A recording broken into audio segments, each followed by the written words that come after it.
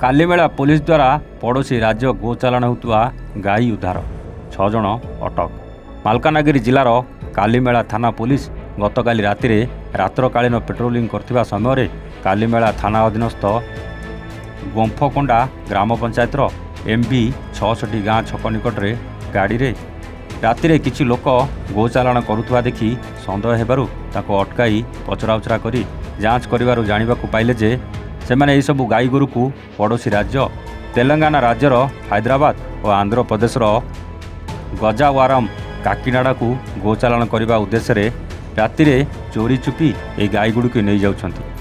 Police सेमानक जांच करिबारु सेमानक पाखरे कोनोसी लाइसेंस बा गोचालाण नहीं कोनोसी कागजपत्र नथिबा देखि सेठारु गोचालाणकारी 6 जनक समेत समुदाय 55 गोटी गाई को नहीं कालीमेला थाना परिसर में रखिथिबा बेले गोचालाण करुथुवा 6 जन चालाणकारी को अटक रखिछंती। एने कालीमेला थाना परिसर में रखा होइतिबा गाई मानकु थाना पक्षरु खाद्य जोगाइबा सहित गोचालाण करुथुवा कालीमेला ग्राम पंचायत अंतर्गत MPB 31 ग्रामर 2 जन राजीव मंडल प्रसन्नजित भौमिक ठीक सेहीपरि संपृक्त कालीमेला ग्राम पंचायत अंतर्गत थंबागुड़ा ग्रामर 3 जन राम माड़कानी रमेश माढ़ी जोगेश माढ़ी और मोटू थाना अंतर्गत मालाब्रह्म ग्राम पंचायत अंतर्गत नलकटा ग्रामर 20 वर्षीय राजू कबासी को गतकाली विलंबित रातिरु घटनास्थल थाना को आनी अटक रखा जायतिला।